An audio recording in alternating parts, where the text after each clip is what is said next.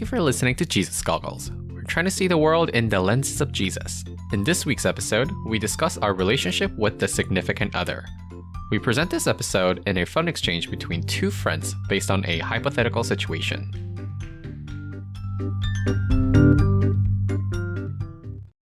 Hey, Peter. Hey, good to see you. Is everything okay? You look like you're going through something. Yeah, I've been spending a lot of time on my phone lately. Ah, that's why you look restless. Did you play games all night? Nah, and there's this girl, and she's not my girlfriend yet, but we text each other a lot through the night, so... Is that so? Isn't that impacting your school life? Well, my parents haven't noticed it yet, so I guess I do doze off during school quite a bit, though. Well, it must be pretty difficult to focus in class then. Yeah. I actually got called out by my teacher today because I was snoring during our Zoom class. Well, what a day. Yeah, I know it's kind of bad, but it's hard to stop. We're just trying to confirm whether we like each other or not, so we're at this awkward phase. Well, it must be because you're at that age where interest in starting a relationship is peaking.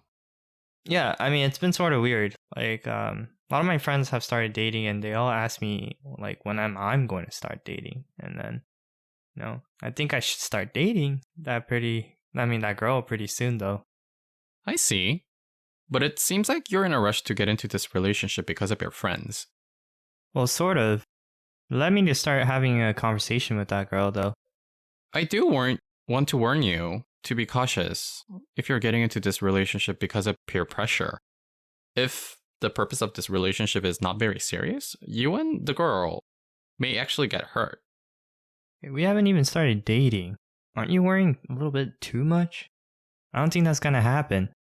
Well, if you guys end up liking each other, both of you really should know what the purpose of this relationship is. Starting this relationship because of peer pressure most likely won't make this last very long. Regardless, you will be investing a lot of time and energy into this relationship. If you end up breaking up pretty quickly, are you going to be okay? Well, Peter, you know me. My grades are going to be just fine. And I can make sure my parents don't know about it. Sure. I do know how smart you are, but what I'm worried about is both of you guys, how you guys may go through, what you guys may go through when you guys easily commit yourself to this relationship. Do you know what God says about the purpose of getting into a romantic relationship? Not sure, because you're putting me on the spot.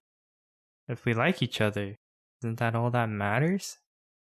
Well, if that was it, all relationships should be great till the end.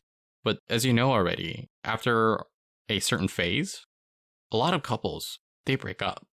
What we need to remember as Christians is what God says on this matter. And the end goal of any romantic relationship should be marriage. What? I don't even want to think about marriage right now. I'm not even 20 yet. Of course. You may be thinking that you are just too young to think about this. But actually, a few decades ago, many people, they got married in their late teens, which is kind of crazy. But even now, in many other countries, this tradition still holds true. Wow, I didn't even start dating yet. And marriage? That's a culture shock. Well, if you are interested in dating, now you have to be thinking about the true purpose of getting into a relationship. Are you going to be able to handle it like an adult?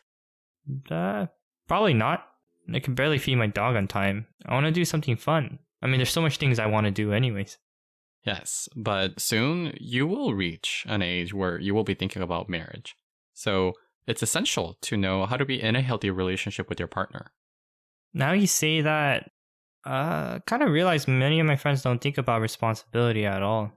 I think most of them, they just meet easily and break up pretty quickly.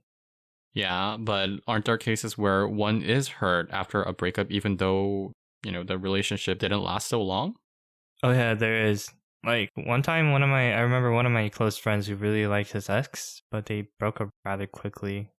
And I assume you witnessed how hurt he was. Oh yeah, bro. It was worth watching, but it was kind of sad. His life was all over the place. He skipped school sometimes and ignored my texts and, eating ice cream all the time. I didn't know how to help him out at all. There's nothing really great about going through something like that, especially when you're so young. It's a conflict you don't need to set yourself up for. That's true. I mean, I learned that having a girlfriend's not that easy when I saw my friend go through that. I don't know. It comes to the question like, how should I then start thinking about getting into a relationship? Or when should I start thinking about getting into a relationship? Yeah, it's a great question. And I wish that every teens and young adults seriously think about this question before they commit themselves into a relationship too quickly. Yeah, I know you talked about responsibility just before, but does that mean I need to wait until I could be responsible for my girlfriend?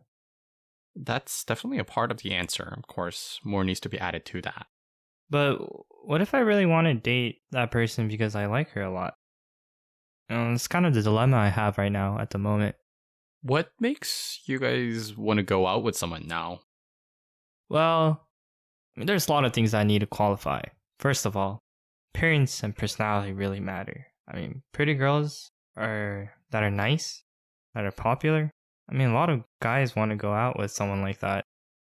I mean, a side thing would be like sharing hobbies or interests or having a similar sense of humor. I mean, that would be a bonus. I mean, that would make our communications even better too. But, looks matter more. So, when you are in your teens and 20s, those are the standard qualities you think about. But when you grow older, people start to have different perspectives and standards. They often don't like the qualities they used to like and like the qualities they didn't like before. So, for example, maturity, earnestness, diligence, and sometimes seriousness. These qualities you may not think about now, they will become important to you as you live on. Oh, man. Sounds like my grandma. I don't like serious people. They're not fun. Well, fun could be important, yes. But do you still have a lot of fun playing with the toys you used to use when you were younger? Well, everything that I used as a baby were either thrown away or given away to other younger kids. So I don't remember much of them. Probably because I don't enjoy it as much anymore. And exactly, you are still very young, but your interest already has changed. You experienced it. Just like how you don't like those things as much as before, your thoughts and preference about girls, they may change too. But wouldn't this happen continuously? Even if I grow older, I don't think that's gonna ever stop. It could be. But usually the image of who you like will be refined as time passes and you'll learn the type of person you would like to marry.